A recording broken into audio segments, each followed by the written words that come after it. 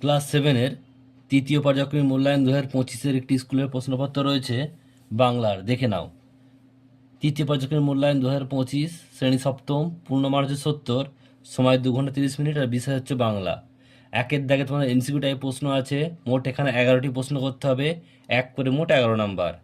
এরপর দুইয়ের দাগের প্রশ্ন, এখানে অতি সংক্ষিপ্ত নিচে প্রশ্ন উত্তর দাও।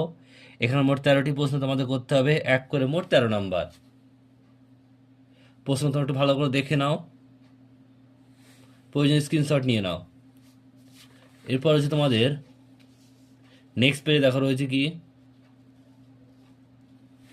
এরপর তোমাদের 3-এর দাগের প্রশ্ন আছে, যে কোনো 4টি করতে হবে, 2 করে মোট 8 নাম্বার। 4-এর দাগের যে কোনো একটি করতে হবে, দুটোর মধ্যে একটি করতে হবে, 3 মার্কসের, 3 একে 3 নাম্বার। 5-এর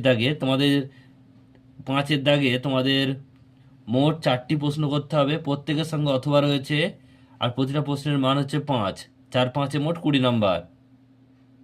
6-এর দাগে 6-এর দাগে তোমাদের দেখো, যে দুটো প্রশ্ন আছে একটি করতে হবে, তো এটা হচ্ছে 5 মার্কসের, 5 একে 5 নাম্বার।